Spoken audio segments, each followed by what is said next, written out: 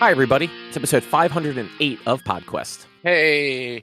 It is Tuesday, May 7th, 2024. I'm Chris. With me is Walnut. Yeah, I'm here. Drew got lost on his way to the store. We're not sure when he'll be back. He went out for a pack of cigs, and I haven't seen him. That's dark. He's our dad, and he abandoned us. I'm assuming I think he just had something going on tonight, probably a concert or PFL or something. Yeah, something. I don't know. But we're here to talk about nonsense for a time. Speaking of nonsense, have you started the new season of My Hero yet? I did. I have not because the dub's not out, but I saw a clip and I saw how it starts and I'm excited. Look, I feel this way. I felt this way the past few seasons, or especially last season, especially on my rewatch in the dub. And I felt this way with Bleach 1000-Year Blood War. These are becoming very Shonen and very Dragon Ball, and I will argue that there has not been a good fight in My Hero since season 1. And it's getting a little frustrating that like fights are taking so long, like multiple episodes, and they're dragging it out. The manga dragging a lot drags it out a lot too. So you've read everything, and like you know what's leading up, so I'm not too worried about spoiling it.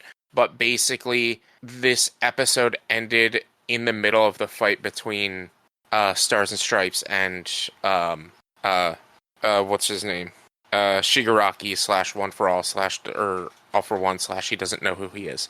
Yeah. Like, it stopped just dead in the middle. She does a thing, and then it's like, all right, well, we've got another big thing coming, and then it stops. And her power is one of my favorites, though. Her power is fantastic. I love it. Such a cool, like, concept one. Yeah. It is. So for anyone that like doesn't know, like, Stars and Stripes in My Hero, I might be misremembering, but she can basically verbally, as long as she knows a thing's name or a person's name, she can set some sort of rule for it. I want to look up the name because I like the name of her quirk. But yeah, so she can basically set a rule, like anything within 5 feet of a person is a vacuum. There's no oxygen. She just has to know that person's name to do it. And then she can also set one thing to herself.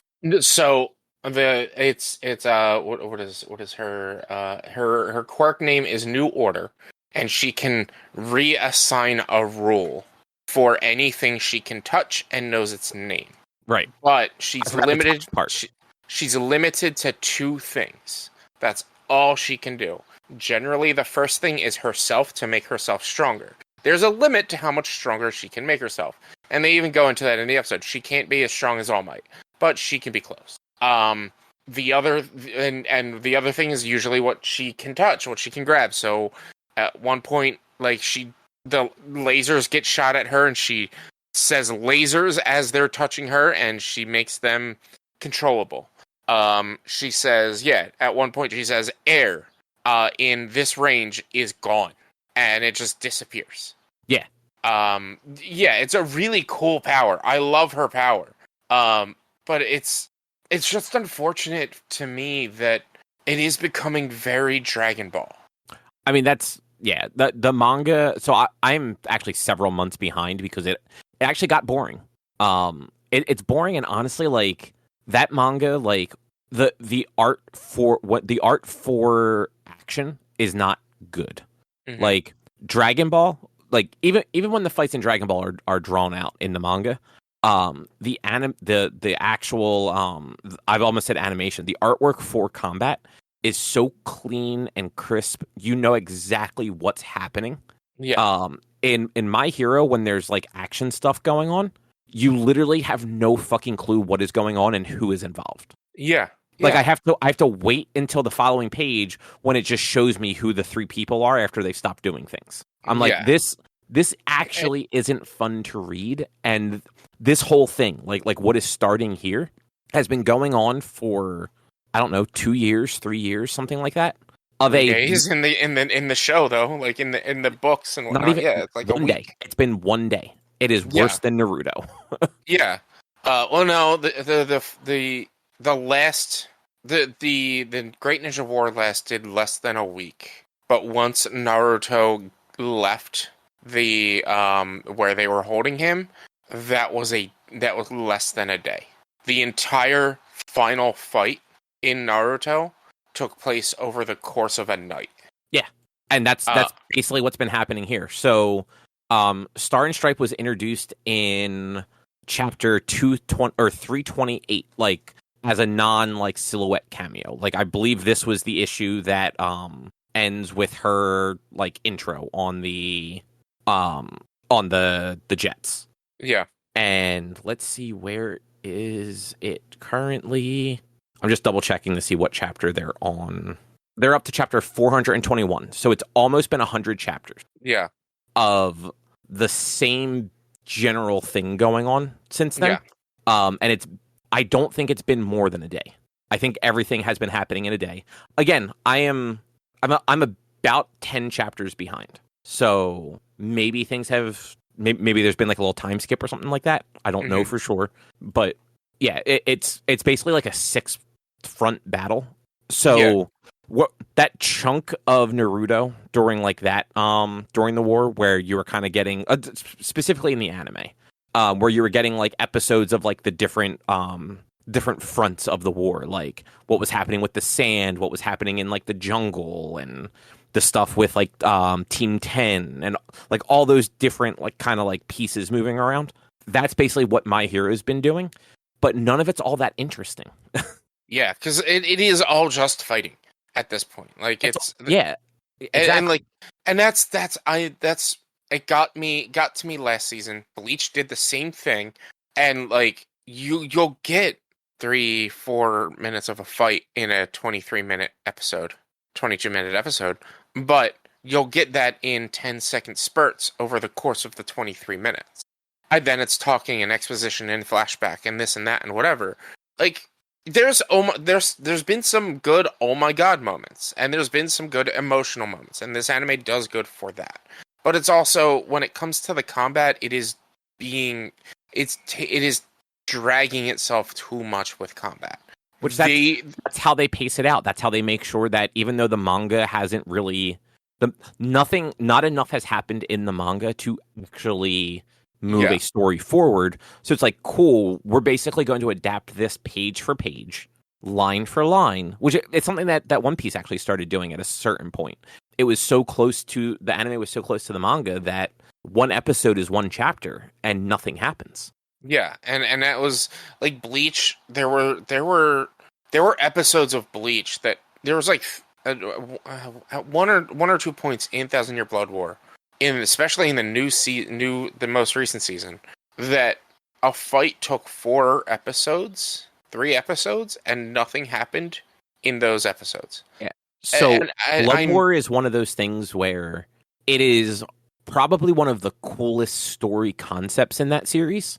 Mm-hmm. But it is so flawed in execution. A bunch of stuff just drags forever, like what you're seeing now, and then the shit you want to see gets rushed to the conclusion. Yeah. So yeah, I was hopeful that they would make it better now that everything's done, and they can go back and kind of they're not change the story, but make it flow better with the anime.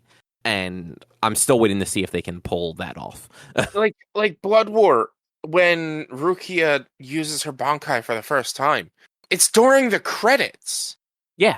It wasn't even a big point. And it was such a cool moment in the manga. It was a quick moment, but it was still cool as hell. And in this, credits. It was a cool moment in this, but they filled so much time in before her using her ability that to me, especially because of how that fight goes, and I kind of knew how that fight went from prior experience of reading up on it, she should have. This is where a good time for cut, right when she says Bankai, cut, and then we see the outcome next episode. Yeah, exactly. That's good pacing. In My Hero, you have Star and Stripe meet up with Shigaraki. Cut right there. Have the entire fight in the next episode. Maybe fill in some of the flashbacks in this episode so that you don't have to cut away from the fight during that episode. Yeah. You're not wrong. But you're right. It's right. I guess I hate to say it's capitalism. They know this can go on. They know people are going to keep reading it. They know people are going to keep watching it. So let's keep making it and let's make it longer. My Hero was supposed to have ended for the last 5 years. Well, it's been in its final stretch for the last 5 years. Yeah, and this was my exact problem with the finale, with the final seasons, like the several final seasons of Attack on Titan. Was a lot of it was very much dragged on, and like Attack on Titan's even worse because that manga was done for years before they wrapped up the show, just because the show was so popular. And like I get it with the My Hero like anime, like they can't move these episodes too quickly because frankly there's not enough story to actually like not overtake the manga because the manga is so slow right now. Then he needs to finish the story. Yeah. No, I mean I agree. Like the story needs to end so that they can find a way to like properly wrap it up.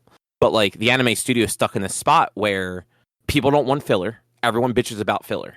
But like if they try to streamline things anymore, they're just going to run out of actual material and then be fucked for another season. And it's then pull an Attack on Titan, not 4 final seasons, but take a 2-year break. We don't have another Chainsaw Man coming right now. When's the next Chainsaw Man season coming out? I don't think it's even been announced. Which is weird because that is so far ahead. Like they barely got like 30 chapters into it. Yeah, but that's the point. Like there are animes and there are series out there that will catch up and then wait 2 years, wait a year and a half, whatever, before production and release. Let's do that. I want to see All Might fight Stain, because I know this is going to happen because I've read up a little bit. Or not Stain, but All Might fight All For One in his robot mech suit. But I don't want that to be 4 episodes. I want that to be 1 episode. It won't though. It'll be 4 episodes because because it's going to be broken up by the 6 other stories going on. So you'll have, it'll be 7 episodes worth of it because it'll show 3 minutes of that fight, 3 minutes of another fight, 4 minutes of another fight, a few minutes of a flashback, and that's where the pacing can be fixed by doing here's what's happening here, get close to a conclusion. Meanwhile, flashback an hour or 2. Here's what's happening here, get close to a conclusion. Meanwhile, flashback. Here's what's happening here, close to a conclusion, flashback. On all the fronts, and then 1 final episode in that season, wrap it all up at the same time. Yeah, and so I actually just looked into Chainsaw Man. There is not a second season even announced yet. There's a movie announced, which I believe is the next story arc. Yeah. So that's certainly a way to do it too. Which that's Demon Slayer does that too. Demon Slayer will release the first season was released, and then the next season was a movie, which then they turned into a season, and then the next season was another movie that they turned into a season. You know what? Let's adapt that for animes. I'm 100% for that. Yeah, my only complaint is sometimes the most recent one they did, they didn't actually make the next arc movie. They made a movie out of the last 3 episodes of the previous season and what will be the first episode of the next one. Yeah, which that sucks. Yeah, but yeah, like the train and whatever the other one was, like Mugen Train and the entertainment. I think the entertainment district had a movie or something with it. No, because that was that rolled right after the train. So the train happened. They did the 6 episode episode breakup for that, and then it went right into the entertainment district, all in the same Season. Let's call it. Yeah. But there was another movie in there because we went and saw it, and I'm drawing a blank on what it was. Oh well. But yeah, I agree with you. The pacing for this stuff is bad. Be prepared for Bleach to actually probably be rough. And unless they make some changes to it, it's not going to be a satisfying conclusion, unfortunately. Yeah. But there are some cool moments, but then there are moments that should be cool that they kind of like the Rukia thing. There's in one of the last couple episodes when Ichigo finally shows up. I feel like that should have been him being able to just kind of tear through the guys that were there to show the power gap between him and the actual bad guy. Yeah, that was the biggest like punch in the mouth with Thousand Year Blood War Season 2 was they spend all season leading up to Ichigo having his powers being fully restored and getting into the fight. And the second he gets into the fight ends. Yeah, the fight ends. He doesn't really get to do anything too cool. Yeah, he got to do one Getsuga, what's his new one? I don't even remember what the new one is actually called. It's not Getsuga Tensho, it's Getsuga like Chosen or something like that. I'll look it up right now. But yeah, he does like a couple like small cool things. He saves Kenpachi, and then everyone else shows up to be like, "Hey, you have to go after this guy instead. Like we've got these people that were already beating us." And I feel like if they would have just had him take out like those three that were giving everyone a hard time to show that he was beyond them, and then he goes and gets wrecked by Yiwa again, or like by some of those lieutenants with him, I'm like, okay, you're now setting power scaling. Like we now know that he is still leaps and bounds from where like those guys are. I mean, Getsuga Juisho or Jujisho, Jujisho, Jujisho. I can't remember. But yeah, it's getting very I hate to say shonen tropey, but they are kind of made for kids and kind of they are shonen. I don't think My Hero is actually a shonen anime. No, it is. Bleach is, yeah. So they're shonen anime. So they're going to do the normal shonen thing, and it sucks for the people who just want to see it. Yeah, the demographic for those shows are 12 to 18. Yeah. Like other people read them and watch them, but like that's the demographic they're aiming for, so. Yeah. But anyway, Rich, what is on the agenda this week? So on the agenda this week, Cobb, you read a Korean webcomic, Omniscient Reader Viewpoint. I started back up with Mega Man Mondays with Mega Man Zero, and we're gonna have a little discussion. Well, that was weird. Yes. Do you want me to restart about what we're talking about, or just keep going? No, just keep going. Okay. And Cobb, you played a little bit of the early access of Hades 2. I did. Yeah. So tell me about what is this Omniscient Reader Viewpoint? Omniscient. So it is. So like you mentioned when you were reading through the agenda, it's a Korean webcomic that's based off of a Korean web novel. Mm-hmm. So it's on that Webtoon app. I don't know if you're familiar with that. I've heard of it. So it's on there, and they actually do release like physical, like bound up editions. Right now in the US, they have 2 volumes with a third one of the web comic on the way. So it is maybe the tropiest thing, but like in a lot of good ways.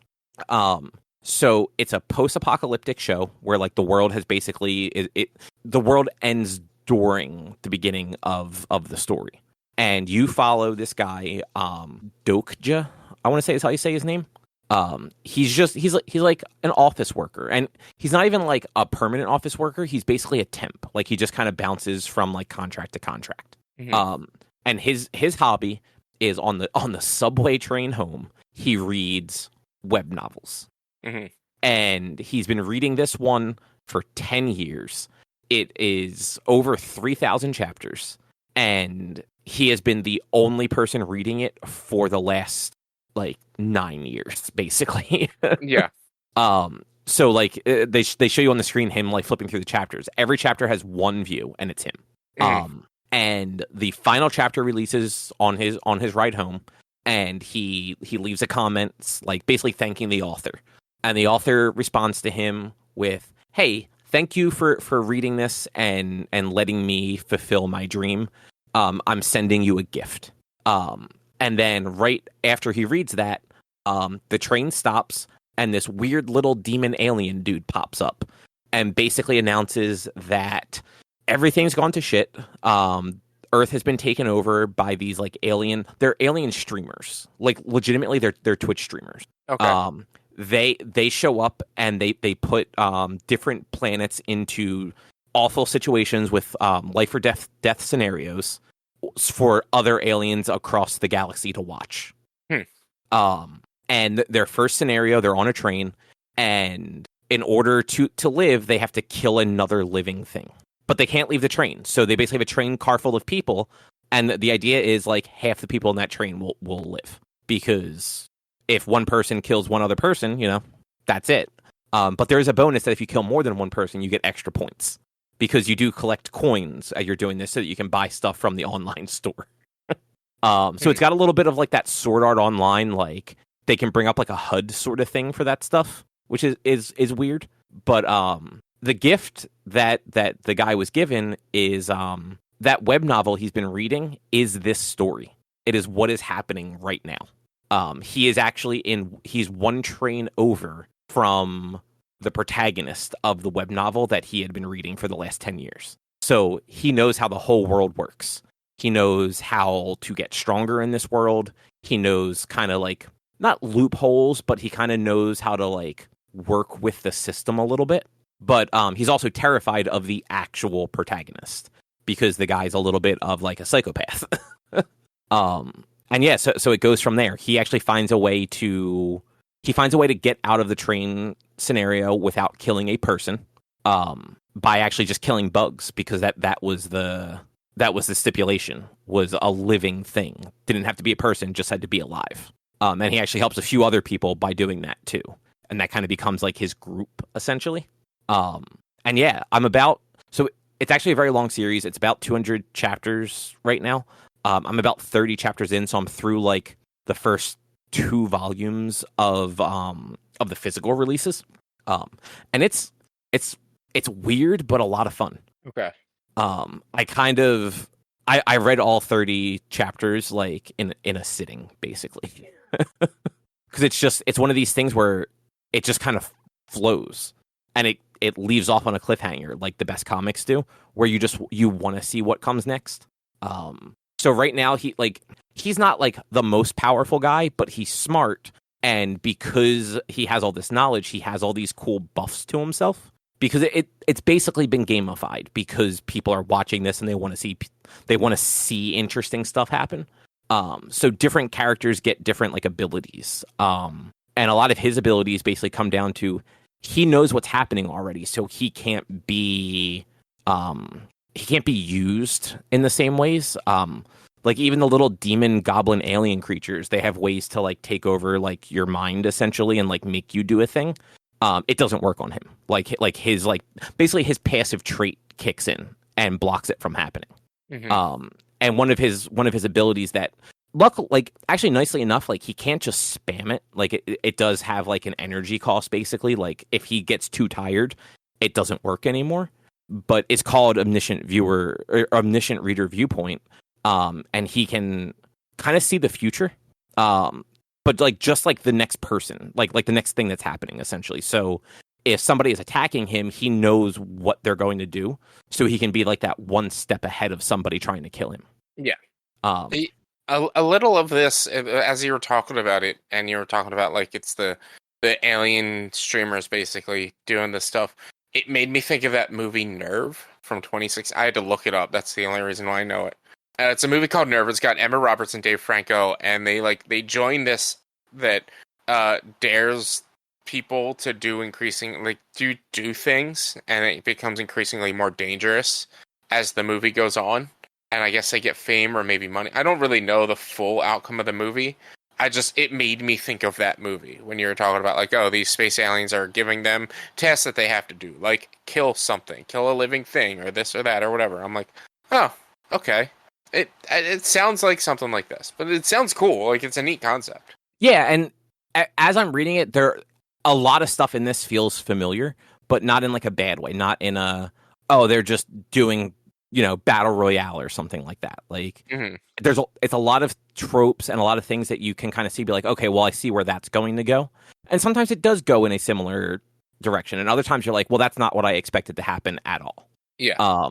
But yeah, like so far it's been neat. One of the things that they have is, and you as somebody that streams, so your viewers, they can basically spend bits on you. I guess is the best way to put it. Which is they give coins directly to a player if they like what a player has done. They're not actually called players in the series. I'm actually drawing a blank on what they're called.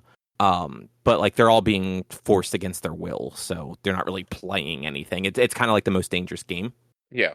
And anytime that they do that, the little alien dudes actually get like a percentage of it. So if a player gets 100 coins, the alien thing got something else in return. They got like 50 or 100 themselves too. Yeah. But then they can also subscribe to you. So like right after that first scenario, everyone got an option to basically pick like their sponsor for it, which would the sponsor would be able to give you access to stuff and give you rewards and give you buffs and things like that as you're doing different things. And our main character, because he was familiar with all of them already, actually had this it was a little bit of an exposition dump, but it worked because it was filling in some of the blanks that like the story hadn't really explained yet. So he was actually able to go through. He's like, I recognize that name from the novel. This is what they were all about. I'm not working with them. And he ends up just not picking one at all, which I thought was interesting. He's kind of like going it alone, but because nobody that's like other than himself, no one knows that he knows what's going on or kind of like how to get around these things. All the viewers are very interested in him. Some of them don't like him, but they're still watching him. Yeah. So he's able to use that to his advantage when it comes to dealing with the little alien dudes, because their entire being is basically wrapped up on like having the most popular stream, essentially. Yeah. And it seems like their streams are like set to specific areas. So like he is in Korea, so like that is, I don't know if it's all of Korea or just like the city that they're in. They haven't kind of gotten that that sort of information out yet, but it's basically like if you want to see these characters, you have to watch this person's stream. But from the way the text sounded, if a character were to go outside of that person's area, they would just end up on a different character's or a different alien's stream. Yeah. So it's weird, but like interesting weird. But yeah, Omniscient reader Viewpoint. It's fun. It's basically free to read too. Like it's just on Webtoon. It's like the most recent 5 chapters get locked behind like a paywall. But every week like a new one comes out, so another one unlocks basically. So if you catch up, you just wait a week and you get another chapter. Yeah. Yeah, nice. But yeah, it's fun. I like it. Well, let me tell you, these birds that like to be outside my window are a pain in the asses because I do all my recording now on Wednesdays for my Let's Plays. I can't play Bloodborne until after it gets dark when the birds stop chirping because I can't have birds in the background of me playing Bloodborne. I can't have happy chirp, chirp, chirp as I'm getting fuck, shit, and killed. Yeah, you got to get a noise gate. I mean, I do Porsche first, and it kind of fits in with the background noise of the game. I was just like, it works. It's not a big deal. I don't really care that much. One of these days, I'll have an actual office area to record this shit and not have to worry about birds being right outside my fucking window. Thanks, Meme. Thanks, Meme, for always feeding the birds. But would you like to talk a little bit about Mega Man Zero? It's one of the Mega Mans I have never played before. Yeah, so Mega Man Zero is a GBA game, I believe. Came out on the GBA. They have really? So there's 0, and then 2, 3, 0 through 04. 0, 0, 2, 0, 3, 0, 4. And then ZX2, right? There's ZX and ZX Advent. There's those are 2 separate kinds of games. I don't really know what the ZX games are. It's interesting. So I know they take a turn back to the normal style of Mega Man games. Maybe in 0, 2, or 3. 2 or 3, it returns back to the normal style of Mega Man games where it's you pick a level and you go. But this first one, you jump in and you're 0. It's 100 years after the events of Mega Man X. My headcanon says it's 100 years after the events of Mega Man X5, which is when 0 dies. I think this actually came out at that point as well after X5, the best one. But who knows with fucking Capcom anymore. But it takes place 100 years after the events of Mega Man X. And you find out that Mega Man, that X, is like basically destroying the world, and he thinks that all the Reploids are Mavericks and blah blah blah. It's an interesting story. There's nothing too spectacular about it because it is a GBA game, so like they don't want to bog you down with too much story and too much reading on those little fucking screens. Right. It's funny. You get like three words per dialogue option per line, and they only show you one line at a time. So you're like, oh my god, there's so many lines of dialogue.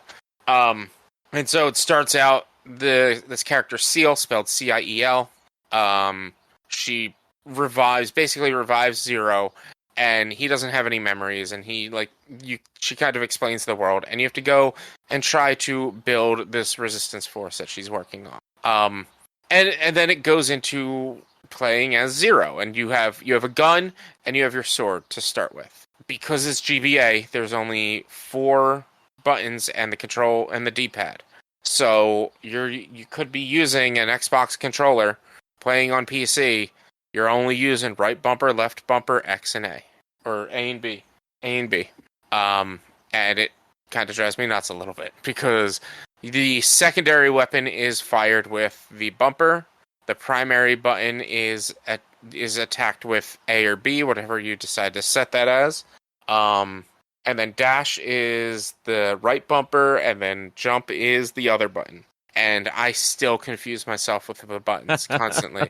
Because I'm holding a controller with fucking 8 buttons that I can use, and I'm only using half of them. And they're not just the face fucking buttons. That is the downside to going back to like old games is, oh right, like old games, far less like buttons in those. Yeah, so like I kept having issues with that, but like it's not too bad. You can change the control scheme. One of the control schemes is actually an interesting way to do it. So you can have a primary and a sub weapon. Your primary weapon is usually the weapon that you're using your face button to attack. Your sub weapon is the weapon you're using your trigger button your bumper button to attack. However, the initial combat mode is bumper and hit the button and hit the attack button. So like it'd be left bumper and attack, and A or B, whatever you set, to fire your gun or to use your sword, which I was like, that's not comfortable. So I set it to where it's just tapping. Or you could set it to where if you tap and then you don't have to hold the button, you just tap it and it switches the primary weapon. So it switches to the sword or the shield, or not the shield, the guns or whatever else you're using. As you play through the game, you unlock more weapons. I've got 4 weapons right now. One is just like a spear that attacks in all 8 directions. But like only one in one direction based on the direction that you're holding. So like if you're just holding forward or back, it's going to attack in front of you or behind you, or like in the way you're facing. If you're holding up, he's going to attack up, down, and then diagonally. There's a shield, which is probably the best weapon in my opinion, because you hold it out, it'll reflect light weapons, and it won't deflect like heavier attacks, but you charge it, and when you let go, he throws it, and it like boomerangs itself back to you. So that's a cool weapon. So I am generally running around with that as my secondary, and my primary is the sword. The more you use your weapons, the more proficient, quote proficient, you get with them. That like with the sword, for instance, you can only do 1 slash. Then when you get proficient enough, you can do up to 4 slashes. Or your charge, your charge gets more powerful, or you charge faster, stuff like that. The thing that is weird about this game, besides the fact that you get to pick what missions you go on, but you don't really get to pick like you don't know who the bosses are. You don't know if it's going to be a major boss. You don't know if you're going to get new abilities or not in those missions. It's some of them you get elemental abilities, and so you can set your sword to be fire, like your weapons to be a fire-based, or a lightning-based, or an ice-based. Those are the 3 elements. That's kind of like what they did with Mighty Number 9 and the other one, Gunvolt, right? Is that what like the Mighty Gunvolt or whatever that one was called. Yeah. That like those games had more of a like elemental like sphere sort of thing going on. Yeah, so like you can have your sword, and you can either have it no element, you can have it ice, you can have it lightning, and some of the robot bosses that you do encounter are weak to elements, but the only way you know is by trying. It's normal Mega Man procedure. The thing that gets like really weird is they added this system of, they call them elves, cyber elves. So you collect these things as you run around, and there's little small ones and there's big ones. And as you collect them, depending on what they are, you end up having to feed them power crystals in order to be able to use them. Some of the elves that I have are like, oh, it'll heal you. You can only use each elf once. You can never use an elf again. Only use each elf once. Funny that they have elves. What's that? I said it's funny that they have elves. Yeah, cyber elves. Cyber elves. So you can only use it once. Once you use it, it's gone. So it'll heal you, or it'll do this, or it'll do like one that I used by accident was like it'll slow down time or something like that. I don't remember. Or like it'll make sure enemies are always dropping items for X amount of time. Stuff like that. And then there's a few that are what is it? That's how you get your sub tanks. You get your sub tanks by having these elves and using it. And it'll give you a sub-tank, and then you always have that sub-tank. There's one elf that just says, I'll increase your defense.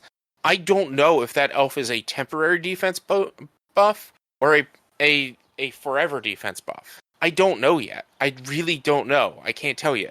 And to be able to use, for instance, that defense elf, you need to feed it 1,000 power crystals. Guess how you get power crystals, Cub?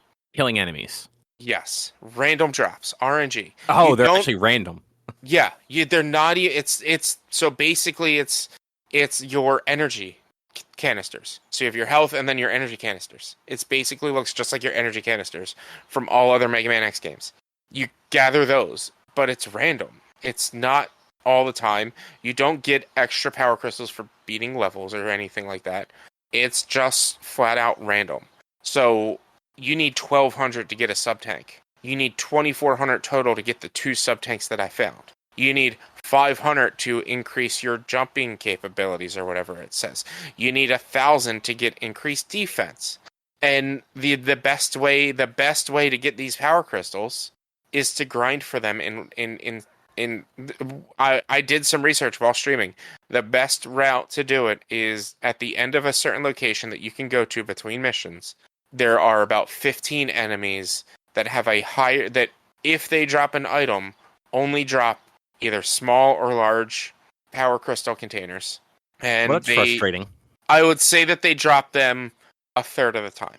That is the best way to do it. You kill these. They're all one-hit enemies, so it's not a big deal. But one run of going back and forth will net you, if you're lucky, about 100 power crystals. So I need, and it takes about a minute or two to do. So, like, if I want 2,400 power crystals, it's going to take me about an hour. And it's just, it's a weird concept, because also, the game does not save before every mission. You have to make sure to save before every mission. Which, for when it came out, that does make a little bit more sense. It's par for the course for the time frame. Yeah. However, you don't get unlimited continues and retries. Well, you do, but you don't. If you go into a mission and you don't have any more retries or continues or extra lives or whatever you want to call them, the mission is over and you straight up fail the mission for the rest of the game. You cannot go back and do that mission. You cannot get whatever you would have been able to get when you were in that mission. You're just done. The mission is over. It also doesn't refill your lives. So the next mission you go into... You just get blocked from that one mission, but you can just keep doing the other ones? You get blocked from... Yeah, you get blocked from that mission if you have no more retries, unless you can reload before going into the mission. You have to escape. You basically what it is you escape the mission, and it counts that mission as a failure, and you can't do that mission anymore. But if you have no more retries, it doesn't refill between missions. So the next mission you go into, if you have no more retries because you failed the previous mission, and you die, guess what? Well, you just failed that mission now too. And if you go into the next mission and you die, guess what? You just failed that mission now too. And there's to me, there's no real way to grind for that sort of stuff. Grind for the what's the word? Grind for retries or lives or whatever. And you basically tend to go back to certain locations to do certain missions. And sometimes when you go back to those locations, it will change that location afterwards to where if you go back to it later, you can't go do other things. So there was one mission I did that after I finished the mission, the building collapsed. But while I was in the mission, there was like a secret area that I couldn't figure out how to get the jump. And I'm like, all right, well, I'll get that jump later. I'm sure I get a double jump or something. I don't have a double jump. And I played it for an hour. The game had tracked me for playing an hour and a half, but probably more than like 2.5 hours after dying and reloading so many times. I never got a double jump. So I need to figure out a way in order to get that thing to figure out like the better climbing capabilities or whatever that I had. You have like wall jumps? You do have wall jumps, but it's one of those scenarios where like you can wall jump onto the wall, and then the opening to jump up to where you're trying to get to is barely it's like a wild platforming issue. Like, you know how to get the full armor in Mega Man X1, where you have to do that dash jump and be able to headbutt the bricks to get in. So it's kind of like that, but it's not even that, because you can jump onto the wall, but it's then trying to figure out how to dash jump off the wall onto a piece of wall that's barely big enough to hold you to be able to wall jump off of. It's dumb. It's wild. And I'm like, all right, well, I'll probably get a double jump or something. And then I finish that mission and I can never go back to that location because of the way I did it. And so I got to a point that like I spent the time to get the energy tanks, the sub tanks, to be like, all right, well, let's try this. Let's see how this works. And I do the time, I get the one sub tank. I'm like, great, I have it. I guess I have it forever now. But it took me a half hour to get. Now what? I go into a mission and my dumbass forgets to save before going into a mission, and I fail that mission. I go into the next mission and I don't have any retries, and I fail that next mission, which is just a straight up boss fight immediately into that mission. And I'm like, this is rough. Like, I knew it was a harder game, but it's just it's such a weird decision what they made for these games. And I don't think it's long. I don't remember how long the How Long to Beat has it for. Like maybe 3 hours or something like that, but I don't. It's weird. I mean, that's Mega Man games though. Like if you look at any of them, like the time to beat's only like an hour, but that's like time to beat after you know really well how to play the game. Yeah, and like I had people coming in the stream be like, "Oh man, I've been looking to play this game for so long, I've never been able to play it." Blah blah blah, and I'm like, "Yeah, but here it is. Main story 3 hours, main and sides 4.5 hours, completionist 10 hours, because the completionist is getting all of the cyber elves. There's fucking 10 hours of grinding. There's no unless like there's something else that gets unlocked after you beat the game, like a new game plus or something. Tries to get all that things. You like spend 10 hours, 100% completion. Like there's also, and I still have not been able to figure it out or understand it. There is it says like it'll have my health bar, and it'll give me level C. And I played that game for an hour and a half, and I was still level C. I almost cleared all the levels that were available to me for me to clear. I was still level C. I'm like, I don't know what this means. There's also it means you have growth opportunities ahead of you. There's and like from what I was reading, it's based on your completion of the previous missions or something. Because you get a score when beating each previous mission, and that will determine your level, I guess, which doesn't make sense unless C is the best, and it's like, all right, well, we're not going to reward you because you're doing too good. If I'm doing bad, then like if I'm not, I don't know. I might try. I'm going to try it again next week, but I'm probably going to pull up a guide for it to just tell me which missions to go to, when and where, and how to do things. But I might just watch a playthrough to like not a 100% playthrough, but like a good playthrough. But it's weird. The fact that beating a mission doesn't give you any cyber crystals or power crystals, whatever they're called. And like I went into a mission after having fed some of my elves. I went into a mission, came out, and I had 6 power crystals. After I just spent 300, I had 6 because I didn't pick up any. And that's the bullshit. Like, why are these things random? Why does it have to be random? That is a weird thing for something that you need so many of to do certain things. Yeah. For it to be like random drops, and for there not to be like you get a big amount for like defeating like the level boss or something like that. You know what I mean? Like, yeah. Hey, you beat a boss, you automatically get 1,000. Yeah.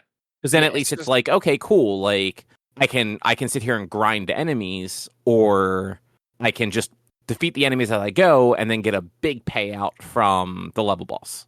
Yeah, and that's let's see. I'm looking through. It's also a 22-year-old game, so Yeah, I mean it's an older game, but I gotta protect the base, find the hidden base, rescue Culver. Yeah, I literally had based on what I'm looking at on this strategy guide from IGN, I had completed rescue Culbar. I had done Duel in the Desert. So I was going into, like, I think the next mission I was trying was protect the factory. I was like, stop the hacking and protect the factory. I had like 3 missions. Rescue Colbar, stop the hacking, protect the factory. That's all I had left before going into the end game. And like, I didn't level up. I didn't get stronger. I didn't get more powerful. I was just me from the beginning of the game.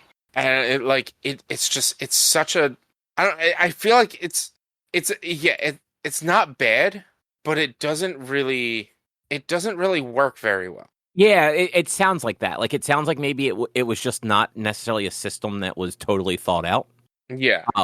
I did see. Apparently, the game generally got positive reception, but some people didn't like it because it was too hard. So yeah, partial healing. So like, I want to see. I'm looking at this guide. I want to see if the what's it called? If one of them, if like the defense is a permanent defense. Stop the hacking mission, max life increase. Stop the hacking mission, full healing. Yeah, so there's a max life increase using one of the what's it called? The elves. So I was just missing out on elves. It seems. This is why Santa won't come to you this year. Increases. So here we go. Giver is one of the ones I have. Disposal center increases ladder climbing speed. Pull you out of a pit if you fall in. Brisky, pull you out of a pit if you fall in. But I don't know if this is temporary or long term. Destroy the train mission. Won't get bumped back by damage. So yeah, it looks like some of these are permanent. Enemy takes bullet shots, attacks enemies and stuns. Save from pit death, stun minor enemies, increase defense. Yeah, I don't know. It's weird. It is difficult. It is a difficult game. I don't hate it. I don't like the fact that they're like powering up doesn't make sense to me. It doesn't make sense how like powering up works or what the ranking system means. If I'm not going to get a reward for getting any rank, why am I going to bother? Yeah. Even this guide that I'm skimming through isn't giving any like tutorial about the game itself. So I might give it another shot next week. I might restart it from the beginning and give it another shot, or I might just jump into 0-2 and see how that goes. I know at some point they go back to the normal Mega Man format, but it's such a strange way to work. Yeah, and hopefully it's one of those where like the first game was like the rocky one, and then after that is where they kind of like sorted out like what works, what doesn't work, and have it kind of smooth from there. Because I've never heard bad things about the Zero games. I've either heard nothing at all or like generally positive. They're the games that I never played. I like for no particular reason either. I just never actually played them. Yeah. But do you want to talk about the Helldivers, or do you want to move on to Hades? Because I know you had some stuff to do after recording. It's getting a little late. The only stuff I have to do after recording is play more Helldivers. So we can be a little delayed on that. It's just streaming. I didn't want you to be too late for your stream. Look, it's only 7:15. We got time. I thought you said you wanted to wrap up by 7:30. Nah, 7:30, 8ish. So okay. Well, I don't remember what time I said, but it's the same as last week, which probably 8. Last week I was said like 8 or 8:30. It's the same this week. Okay, cool. Preferably by 8, but I was just trying to be thoughtful to your time. That's all. I appreciate it. Yeah. So Helldivers. So I'm sure everyone who listens, all 12 of you who listens, have heard about the whole Helldivers controversy going on right now, or not right now because it's actually as of 3 days ago not happening anymore. So I didn't know it was a controversy literally until today. Yeah, it was a big thing. Like people were, even me, were requesting refunds for the game on Steam because Sony was requiring people starting this month, new players starting yesterday, the 6th of May, to link their PlayStation Network accounts to... If you were playing on Steam, you had to link a PlayStation Network account. If you did not have one, you had to make one. And then any existing players would have to have had that done by the end of the month. This is an issue for so many reasons. For me personally, it's a security issue. Because you're talking about Sony, who gets attacked all the fucking time and has so many data breaches. And you're talking about Steam, which is extremely vulnerable. I do not feel safe linking my Steam account to anything. I don't feel safe linking my PlayStation Network account to anything. I don't feel safe linking any accounts to anything, and I try not to. And if I do have anything linked, and I'm being even like as blatant as like fucking Grubhub and shit, I try not to do that. Yes, I'll log in with my Google email address, but I'm not linking my Gmail with that. It is just I'm logging in using that Gmail. And the game basically to me was becoming unplayable at that point. And so I requested refund twice. They kept telling me no. People all around the world were requesting refunds. It got massively downvoted, because people were not happy with this. Not only is it a security concern, which was my concern, 170 countries and territories around the world were getting locked out of the game because they cannot have a PlayStation Network account because they're in a country or territory that does not have PlayStation Network. So initially when I saw this, like the first thing, I'm just like, well, that's not a big deal. Like you're linking the accounts. But then I realized like, oh, but it's on Steam, which means people might not have PlayStations, might not have PSN accounts. Those people shouldn't have to create a PSN account just to be able to play the game. I hadn't even thought about the fact that there are places where the PSN just doesn't exist. That Steam still does. Exactly. And Sony was just kind of turning around saying tough cookies. At Steam, those people started requesting refunds, weren't getting them, and then it got delisted from Steam, and Steam still didn't do refunds right away. Eventually they did, and then people that weren't in those territories were also pushing hard enough, and a lot of people got their refunds. All of this to turn around that, like if you go onto the Steam reviews, it got killed in Steam reviews. I believe Let me find Helldivers real quick. You know, it would have been faster just to search Helldivers than to go through. Oh, there's an update. I got to make sure to update. Then go to my library and click the store page. But it at one point was mostly negative reviews for all recent all-time reviews, and it is now back to mixed. And all recent reviews are mixed, and all reviews are mostly positive. So, like, the review bomb people have turned around their reviews. I don't know if the game has been reactivated back into onto those 170 countries and territories. I don't know that yet. There are people that are holding out until that happens. My boycott of the game was I refused to link these accounts. The second they turned that away, I'm like, all right, well, my thing is fulfilled. I feel bad for the 170 countries and territories that can't play. Hopefully they can play. Hopefully that gets fixed soon. But like, I can play, and I'm going to play now. I was requesting a refund to just rebuy the game on PlayStation. That's what I wanted. I wanted to just be like, okay, give me my money back so I can play your game where it's meant to be played then. Yeah. Because there are people out there that tried to make the argument, like Minecraft requires you to make a Microsoft account. Fortnite requires you to make an Epic account. Okay, then don't play those on your PlayStation. Don't play those on your Steam. I refuse to do that.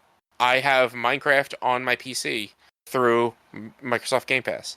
I have Fortnite on my PC through Epic. I have 2 accounts for Fall Guys. One on my PS5 that I don't use anymore because I have it on PC, and the other one that I play through Epic because it's an Epic required game. Yeah, which, like, that's totally fair. Like, if you don't want to link your accounts, like, you definitely shouldn't have to. For me, it doesn't bother me. Because and I said this on your Discord too, like, in theory, linking those accounts, they shouldn't actually have access to any important data between the two of them. And it shouldn't be opening up any sort of pathway where if one of them is compromised, the other one is suddenly compromised.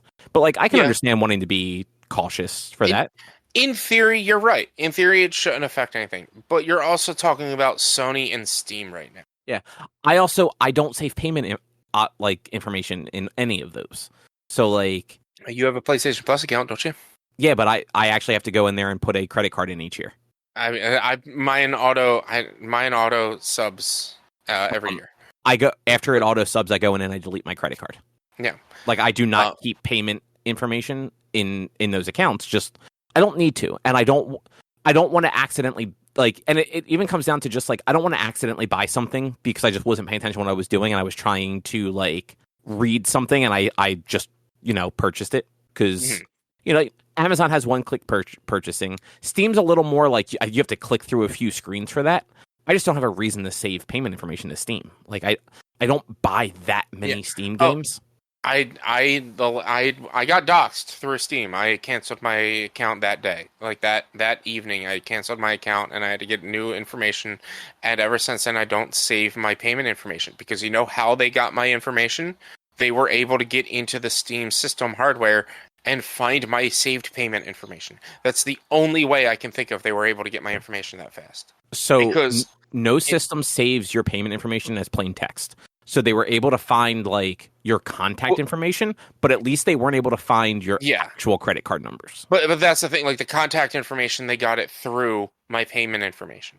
Right. Because when you see it's still bad. I was just trying to make sure that like at least it wasn't like it sucks. It shouldn't have happened. At least there's no way for them that they got your actual card information too. But like whether this even if I were to get a PlayStation Network thing, if they were to turn and say, "Oh yeah, we were hacked again," all right, get new payment information. I'm changing my card again because my card is saved on there because I have a yearly PS Plus. Which actually, do I have a yearly? I don't know how my PS Plus gets paid for anymore. I'm gonna be honest. I gotta find that because I have changed my payment information since Are you sure you still have PlayStation Plus? I do. It probably just because I do save it on PlayStation because fuck putting all that information on the PlayStation every time you want to buy something. So I think that's the thing too. I don't buy stuff through any of the platforms. I do it all either on the website or on the mobile app. Yeah. So it's not it's actually easier for me to just like I have my stuff saved like in secure things. So I can just autofill it fairly easily. Yeah. So every time I go to like anytime I buy something on a PS5, it's just and look, I'm security focused, but yeah, I might not be being super security focused by saving that information on there, but that is a risk I'm willing to take with one service. The thought of it might not be back end, it might not be easy for them to reach this information, but it could in my brain it could always be possible. If I had these accounts linked, if I had my Epic linked to my PlayStation Network account and PSN got hacked, well, guess what? I got to change my information for PSN. I got to change my information for Epic. Same with Steam. If PSN gets hacked, I'm changing my information on Steam. If Steam gets hacked, I'm changing my information on PSN. It's just security. It just, to me, it's a risk that doesn't need to be taken.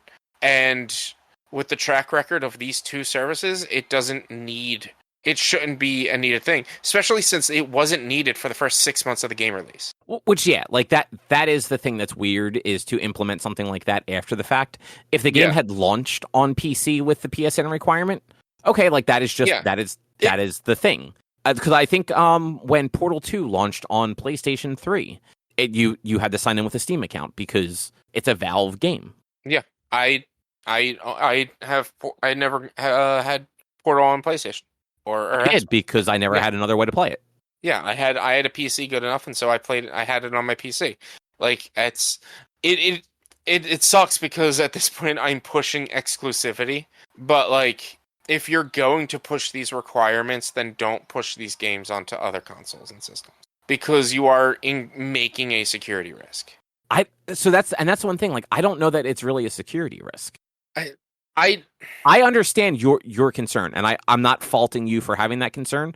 I think it is better to err on the side of caution. Like, I see enough bullshit in work. Like, things are real. Like, yeah, and you're also talking to me who was cautious of downloading WinRAR. Like, yeah, I don't exactly. like I am just super cautious of downloading anything and connecting anything and linking anything. Like, I think that, like, I have a complaint with work that there's too many there's too many passwords. There's too many accounts to log in with work. I have to log in to my PC with a different login that I need to log into the main system. With a different login that I have to log into this. Different login I have to log into that. And it's like, I'm like, why doesn't this all use the same thing? But I'm like, you know what? It's secure. It's safe. I hate it. There's too many passwords. But it's safe and it's secure. And that's when you use a password manager to help you with your passwords. That's what everyone should be using now, as a password manager. I may be using Google. It may not be the most secure, but I do use a password manager. Like, it's just, I'd rather feel safe. I'd rather be cautious, overly cautious, and feel safe than do something like linking to accounts that, and it's not even the idea of payment information, because, like, you can cancel that immediately. That's not what I'm scared about. What I am scared about is I have, hold on, let me pull it up real quick. Where is that spreadsheet? Where is it? Here we go. I have on Steam, I have 313 games. On PlayStation Network, I have 308 games. What if I lose access to all this shit because of a hack, or because of because of these links were linked and somehow got in together? Like, that's my concern. And that's where, like, again, just to be clear, like, I'm not saying that you shouldn't have the concern, but that stuff shouldn't be linked in any way where that could ever happen. Like, those accounts shouldn't be communicating in a way where any of your actual data is getting, like, passed between them. Yeah, shouldn't. But again, and I hate this as, like, a quote excuse, but again, you're talking about Sony and Steam here, which, like, look, I think Steam is extremely vulnerable. I got doxxed by some random schmo in 12 seconds. Steam is extremely vulnerable. I mean, yes, like, everything is extremely vulnerable, particularly if you know what you're doing. Like, for you, that may have seemed quick, but, like, that person may have been, like, trying to get into Steam for a year and finally found, like, the back door into it. And but once you find the back door into it, you're in it. Yeah. Like, you know how to do that, and it takes no time at all. And you see somebody with a TTV on their name or something, it's like, oh, I got you. I'm gonna blow up your spot. Now, here's my question, because, like, I haven't played Helldivers and I knew very little about this coming in. Yeah.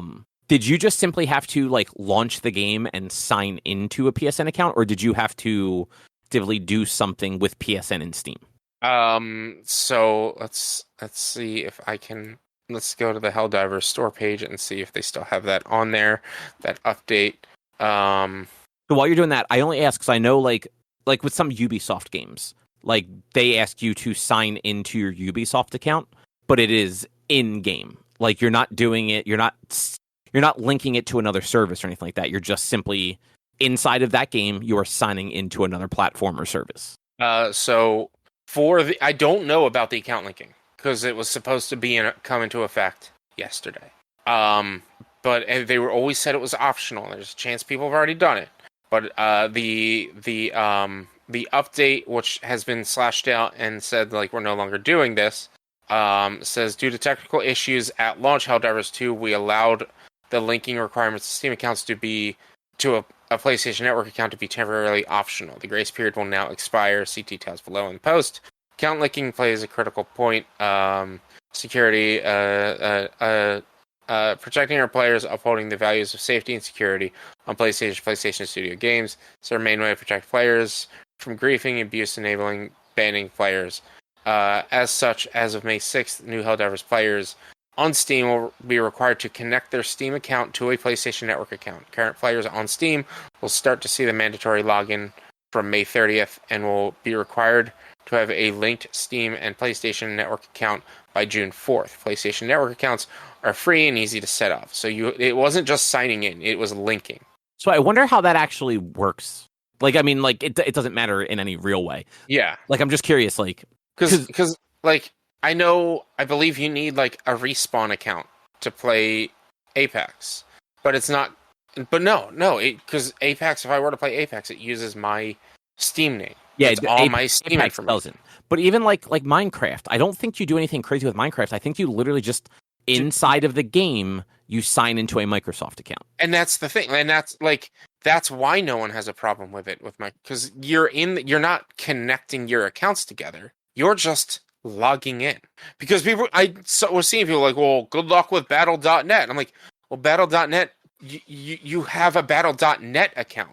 You're not linking Battle.net to your Steam account. You're just logging into Battle.net. Yeah, exactly. That is a difference. That's the difference. Like, maybe it is just a login. Maybe it is. But if they didn't make that a requirement from the get-go, and I have 14 levels on my character. My character's like level 14 or 15 or something like that. I don't know. He's probably like level 10 or 11. Like, my playthrough right now, I'm level 10 or 11, and I was just playing on an unnamed account, but it's using my Steam information to notify people what my character's name is and everything. Walnuts is on there. But then I have to log into a PlayStation Network account. That's basically creating a new character. That's not linking. That's creating a new character and them taking all of my information that's already in this game and moving it to another account, which is linking. Like, it's when it requires an account or when it requires a login are two separate things. And that's why I agree. Yeah.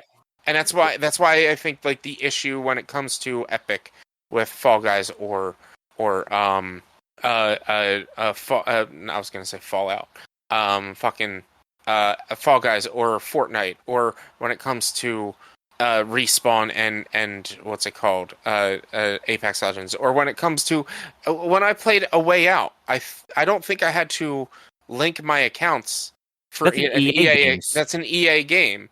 I did have to download Origin and log into Origin to play that game, but I did not have to link an account.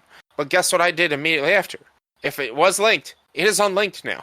I played that game for 2 days and then unlinked it because I am not playing that game again.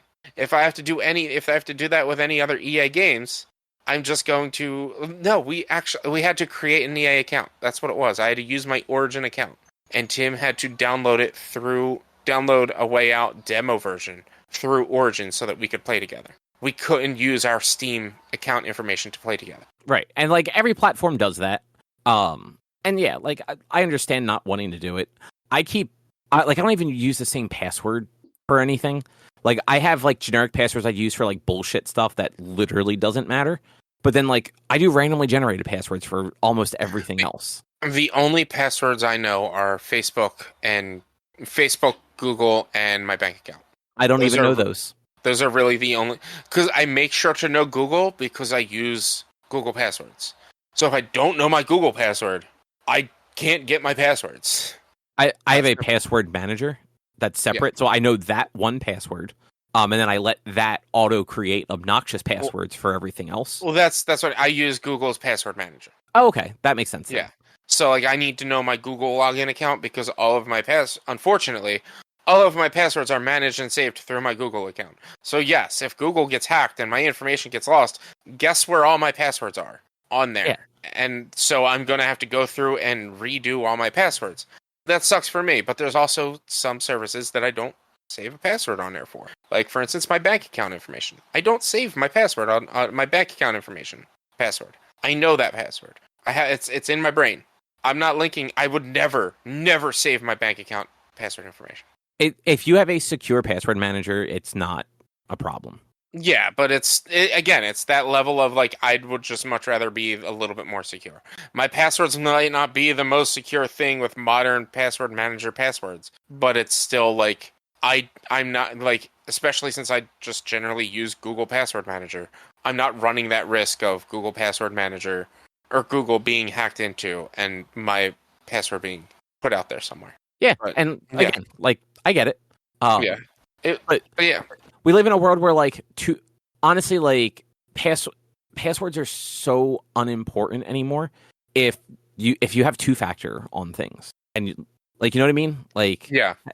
Like either having two-factor or having passwordless login options, like Yeah. with like either like a fob or something like that. Like it's just easier that way because no one can get into your account unless they have like your device to prove it's you. Mm-hmm. Yeah, that's why like even my Google password I sometimes get wrong because to say log into a new Google account on a PC, I just tell it to reach out to my phone, and I do the whole phone spiel where like it sends me a code and I let it know that that's me. Yeah, I have the authenticator app for Google, but then I do have the backup for like phone call. Yeah. And like so for like I have Google accounts for some of my clients that like those are just phone. Like I don't have those added into the app because I don't want client stuff going into the authenticator app. I want that stuff to remain separate. Yeah. But do you want to move along from Helldivers and account linking? Yeah, let's move on. So I grabbed the early access for Hades 2. Nice. Because it's one of the few roguelike sort of games that I did enjoy, even if I didn't get very far in. I definitely played a lot of it. I wasn't good at it, but it was still fun, and I liked the characters and the combat. So I figured, why the fuck not? It's more Hades in like in all the good ways, I should say. They have so it's early access, so I don't actually know how much of this will change by the time it goes 1.0 or not. But remember in Hades, you would get into that room right before like you'd start like your next run, and you'd be able to like pick which weapon you want to take with you. Yeah. I don't remember in Hades 1 because it's been long enough. If you had to do anything to unlock those weapons, or if they were just always random. Do you? You had to get them somehow, I'm sure. Okay, you did. Yeah, it wasn't just like, oh, here's a set of... It was... The run starts with you picking whatever weapon you want to bring with you. Because it also starts with you picking, like, your... Before it's not even starts. First boon when in the first area. Yeah, well, it's not... Yeah, like, your run doesn't start until after you pick your weapon, set up your loadout, set up all of your bonuses, whatever, and then leave that room. Once you leave that room, that's when the run starts. So, yeah, there was how many weapons were there? Like 5 weapons or something like that. I don't know. I played the game for 12 hours, thought it was fine.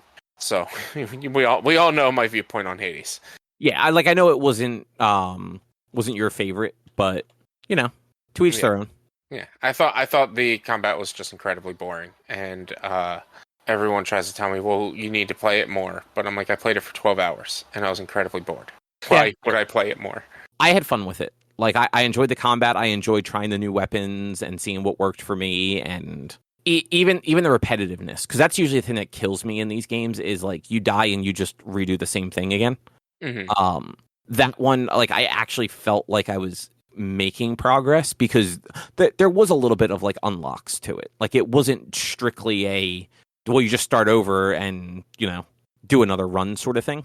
And like every time you died, there was a little bit more story to come back to usually. And that's sort of how this one is too. You're playing as a different character, Melonia or something like that. So it's a female protagonist this time. There's a different cast of ancient Greek mythology figures in your like hub world. It is not does not appear that you were just in Hades again this time the way you were last time. And this time you're actually, so like minor spoilers, you're going after the Titans, or at least you're going after Kronos is what they've said. According to the Steam, you're going after the Titan of Time, which is Kronos, right? Yeah, I'm assuming. Yeah, Kronos is time. Yeah. But Kronos was also the father of the Greek gods. Yeah. Like, is that actually what it normally is, or is that just God of War? No, that basically everything I've ever read or been through that was like that related. Kronos is the father of the majority of the gods, like the first wave of them. That's why the Titans are not gods in that weird way, and he ate all of them except for Zeus. And then because they're gods, though, they're immortal, they don't digest. Zeus came, killed his father, and freed his siblings. Yeah. And then began to make babies with them. Yes. But yeah, so in this one you're going after Kronos. Right off the bat, there are some ties to the first game that I'm not gonna just spoil since it literally launched in early access yesterday.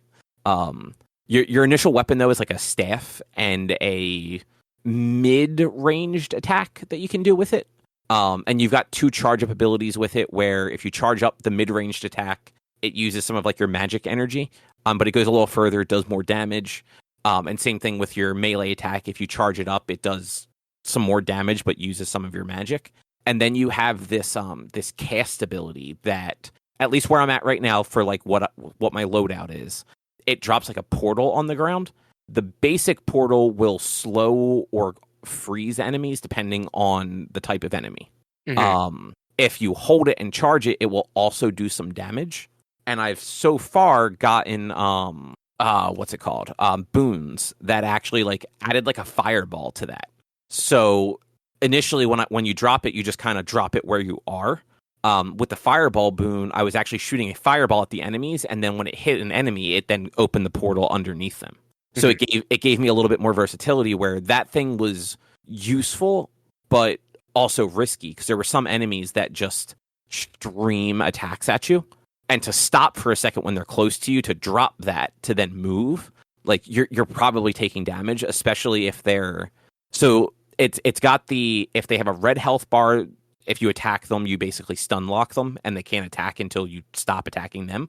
If they have that gold bar, though, they're like the elite or whatever you want to call it, where you have to knock that gold bar down first before they'll start getting stun locked. So those guys will keep attacking you if you're not careful. And there's like these like banshee enemies that scream and chase you, and they're a pain in the ass when they're fucking in that gold phase, because you have to they chase you for a while screaming, do a decent amount of damage, and you really have to wait them out to stop screaming before you can turn around and actually hit them again.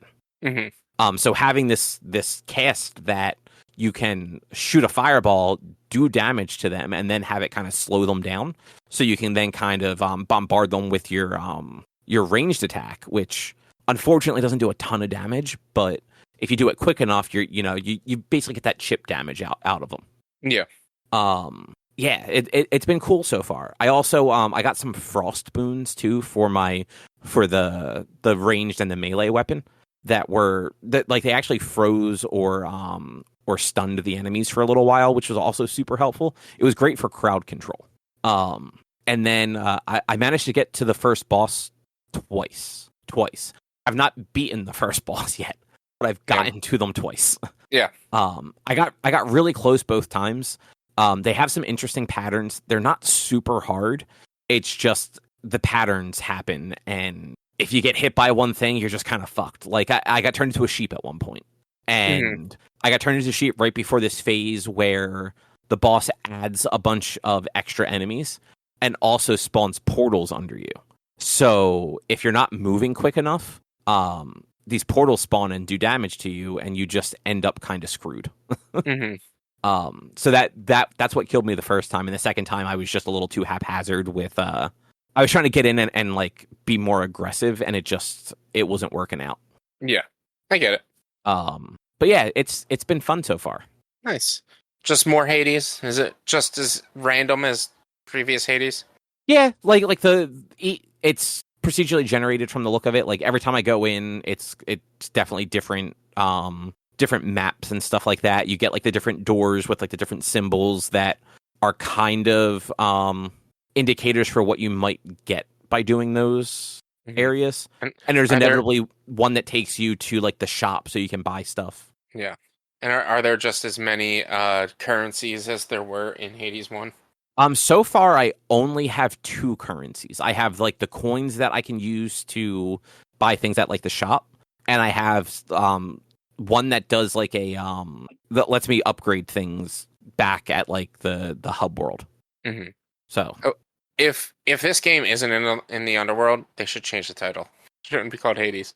So I think you're in a part of Hades still, because you are like dying and then coming back sort of thing, but it's not that same like encampment or whatever you want to call it from the first one. Yeah. Because this one is also like seemingly decades later, I have to assume. But like I haven't gotten enough of the story given to me yet to really know like how much time has passed. Yeah. But yeah, I'm having fun with it so far. I know Drew actually was playing it yesterday too, to the surprise of no one. No, not shocked. So I'm sure he will probably have more to say about it just because he played enough of the first game to be able to correlate things a little bit better than I am. That's why he's not here. He's just wanted to play Hades all day. Probably. But yeah, I'm enjoying it a whole bunch. I almost certainly will not beat it because I'll hit that like wall in the game where I'm like, I'm no longer having fun getting to these parts. But it probably won't be for a little while because I definitely played a decent amount of the first one, even though I never got like crazy far. I think I got to like the 4th area. Mm-hmm. But yeah, nice. I'm glad you enjoyed it.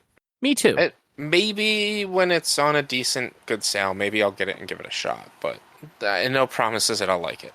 You want to try a roguelite game? Give Pacific Drive a shot. I did not know that was a roguelite when I bought it. Really? Yeah.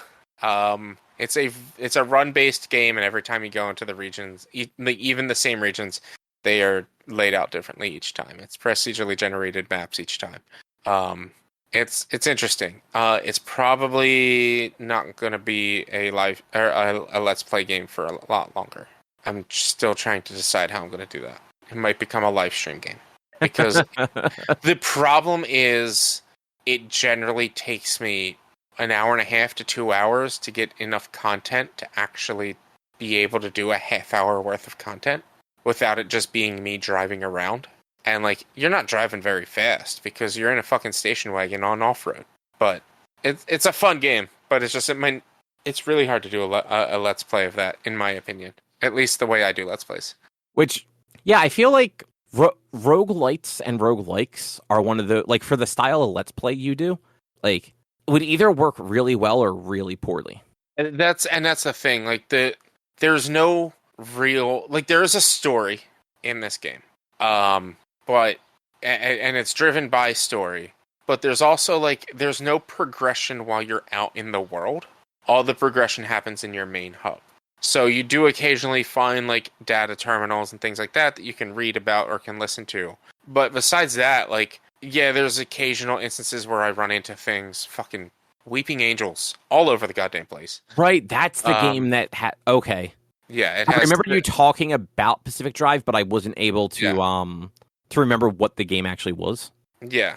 But it's just like there really isn't a lot happening when you're out in the world unless there's story going on. Like there's possible you're not going to run into anything for an entire region, and then you're just driving around collecting the way to progress properly is there's these little orbs that you can collect. And as you collect those orbs and put them in your car, you can then progress your blueprints back in the main hub. So it's just going in and doing runs to gather these orbs, to then go back in the main hub, get more, and craft whatever you can craft to make your car better. And so it's like, it's a vicious cycle. And it's just, to me, this game in particular doesn't work very well for a Let's Play in the style that I do it. Yeah, if you were doing like just because I know you do that, like you basically do run-based Let's Plays is the best way to put it. But like you're playing games where those runs can actually last for, your end could run in the first episode, but like it could also last you like didn't like Subnautica or one of them like last you like 30 episodes or something crazy. Well, Subnautica just ended at 17. Something like that. What was the one that went really long? So my permadeath playthroughs, that was The Long Dark and 7 Days to Die. Those are the only two games that I were doing permadeath for. And The Long Dark went for almost 40 episodes, something like that. And that's like, I mean, if I look at Steam to look at my playtime in The Long Dark, that's how long it took for me to record that series for the most part.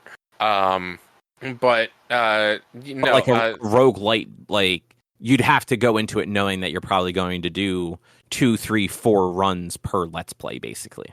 But the issue is, and like, I don't mind that it's a run-based game, but one run takes an hour and a half, 2 hours sometimes. And so then to cut that into a half hour, to try to find content to cut that into a half hour, I'm losing 2 hours of time basically. And it's if I had more time to do Let's Plays, this would be easier. If that makes sense. Like, I would be 100% more for it. Yeah, no, I understand what you're saying. But because this is like my spare time kind of thing. So I have a total of 68 hours in The Long Dark. Most of that was from my Let's Play.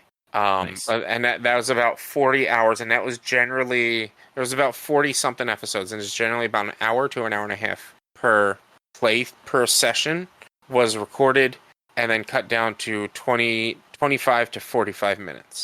For instance, right now I'm doing Bloodborne as well, that I'm playing for about an hour to an hour and a half, and I'm able to cut that down to about 45 to 50 minutes. But like, it's being played the way a Souls-like is going to be played, a Soulsborne is going to be played. Like, I'm dying a lot, and I'm just trying to remember how to do things.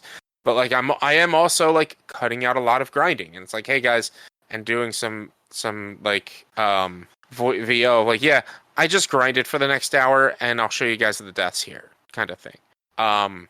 With my time at Porsche, it is like a slice of life thing. It's like and it can be anywhere between 2 days to a week in game time. Here's what I did, and that usually takes about an hour to 2 hours. But like, for the runs to be as long as they are, and feel like I'm not getting anywhere in the game. It's just, it's I don't know, it's rough, which is why I feel like it's just going to be better on live stream, because then I can just be chatting with everyone while I'm playing the game and while I'm doing things and exploring things, and it's going to be easier to like clip things and clip my reactions anytime the fucking Weeping Angels pop up and shit like that. Yeah, no, I get that. That definitely makes sense. But we'll see what I decide with that. I'm honestly missing The Long Dark and kind of want to go back to that. I miss playing that game. Do it. I'd have to figure out a new theme for this playthrough. I would be getting the DLC or maybe playing some of the story modes or something. Which, I mean, hey, like, if you can find more ways to do it, like, you may as well do it. Yeah, that's how I was doing with 7 Days to Die, and then I had two back-to-back.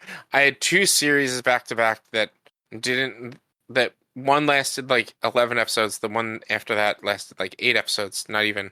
And then the one after that, I recorded 2 episodes and died on the second episode. It's like, I can't release this.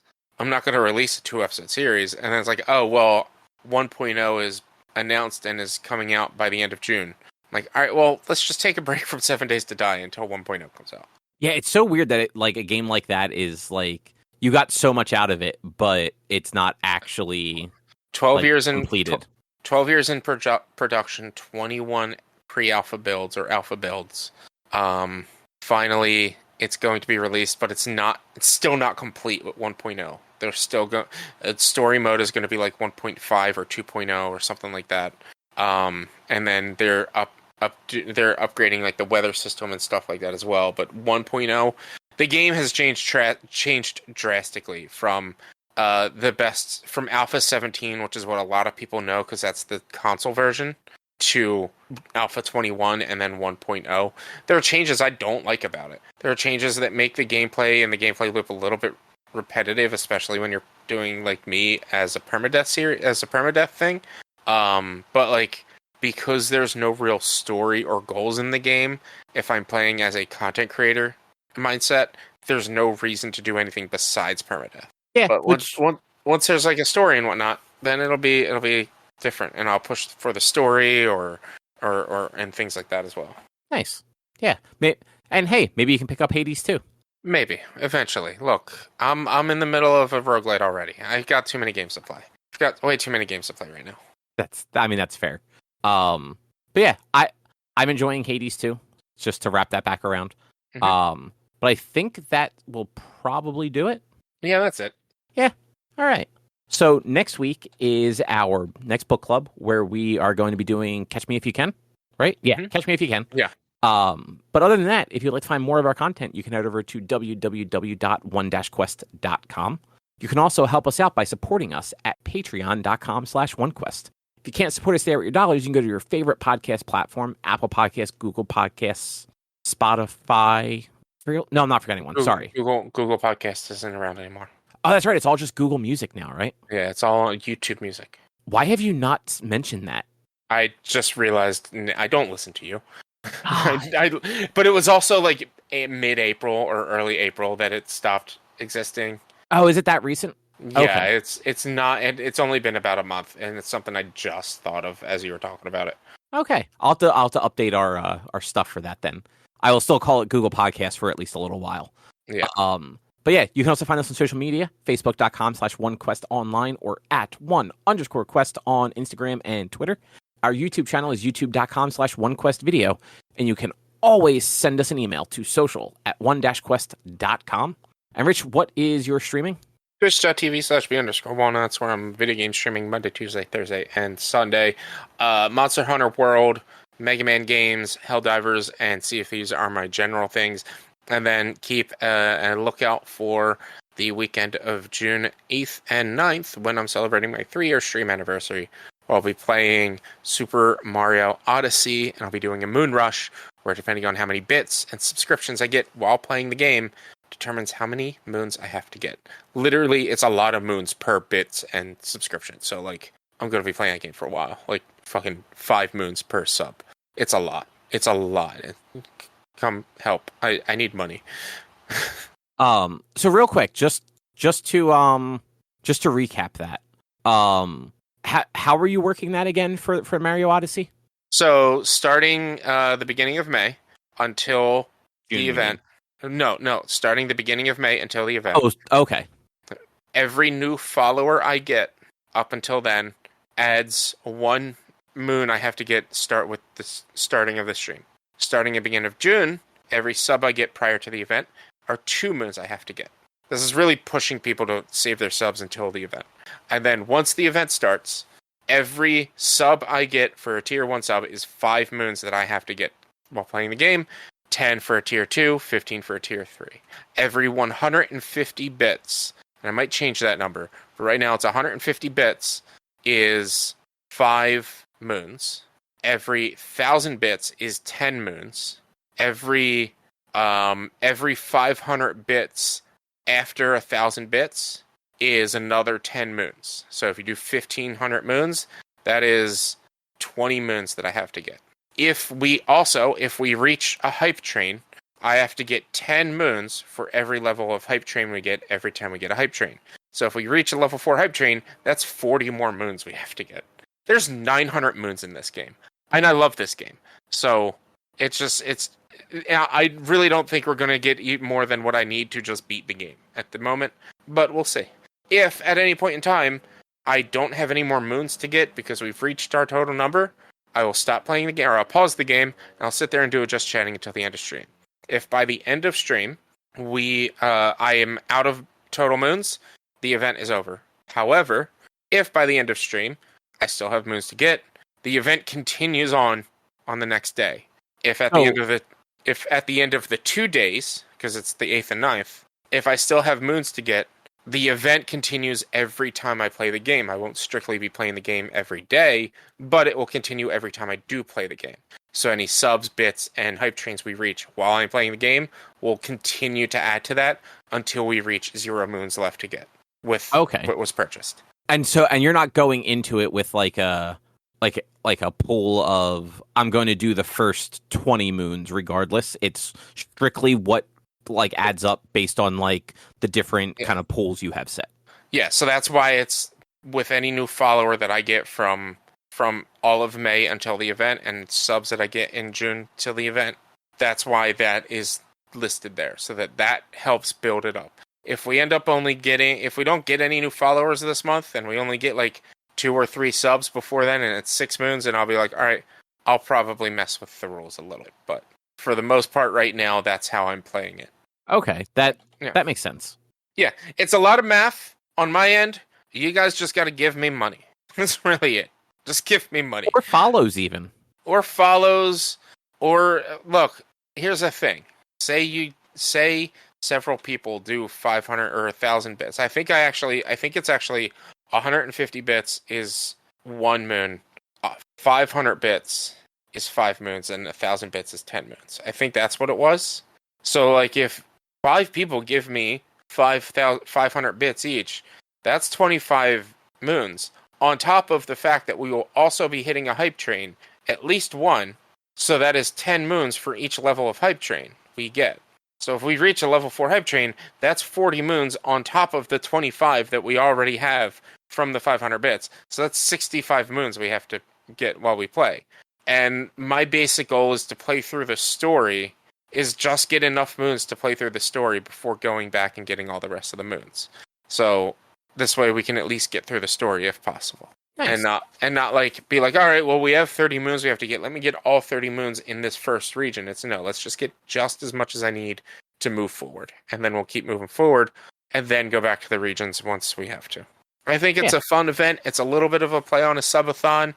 The stream will go longer the more moons I have to get, but there is a set start and a minimum set end. And I will not, if so, say my set start is 9 o'clock in the morning, 10 o'clock in the morning. I think I'm going to go until 5 at minimum. And if at 5 o'clock we have no more moons to get, stream's over. But if at 5 we have more moons to get, I'm going to keep going until I have no more moons to get. Or until like 10 o'clock, and then call it from there and continue the next day. Yeah, I agree. I think that is actually like not a bad like. Yeah. I've always thought like the subathons are like they're neat for like the streamers to do, but like they're also kind of silly. Yeah, but this is actually more of a like it's a thing. Yeah, like it's an event. It's more than just, hey, give me money and I'll continue to stream. Also, on top of that, I do sub rewards every month. Any subs that happen during this event will go toward that monthly sub rewards awards, but I might also have stretch goals on top of those for reaching hype trains, for reaching things like that, do other things. One of my sub goals is to build Legos on stream. One of my sub goals is to play D&D on stream. One of my sub goals is to do a Jackbox live stream. Like one of them, which I'll probably rework or figure out, is to do what I call an adventure stream and to go out somewhere and live stream while doing that. So if I ever happen to maybe get a chance to go to a Ren Fair, I could find a way to live stream while at the Ren Fair. I probably won't want to do that because I would want to enjoy the Ren Fair for the first time I've ever been there, but it's something I'm playing with. Maybe try live streaming while at PAX for like an hour this year or something like that. I don't know. Yeah, like just do like one of those IRL sort of like whatever they're called. Yeah, like walk around and talk to developers and have like a mic set up. They can be heard on my phone. We'll figure it out. But like that's options and ideas that I'm just messing around with and playing with. But yeah, it's I'm trying to find ways to award you guys for coming and helping me. I'm also I hate being this way, but because of the way money is, I didn't want to always do a subathon, but subathons are the best way to try to raise money, especially when somebody like me who has a lot of bills, who are having trouble with money because their job sucks. It's the best way for me to try to fundraise for myself. That we'll figure it out. Like I also have ideas for cooking streams. It's one of the sub rewards and things like that. The cooking stream might be a while before I do that because I'm not going to have a leg for a while. Oh, right. Yeah, because I get surgery next week, which I kind of want to record on Tuesday next week, but I'll talk to you guys afterwards. But yeah, come hang out for my subathon, guys. Or not subathon, Super Mario Odyssey event that, like I said, continues every time I play the game until I get all the moons you guys have requested me to get. So if it takes me a month of playing it once a week, every time I play, you can keep adding moons. You can keep adding them until I get them all. Even if it's once we reach 999, that's it. You can't add anymore. I just have to get them all, and I have to torture myself in some of those hardest levels. Yeah, which you are definitely doing. Yeah. But cool. So yeah, go do that for Richie. Like make him get all the moons. And I guess we'll be back next week with something else to talk about. Yeah. Cool. Well, bye. See yas. Thanks for listening.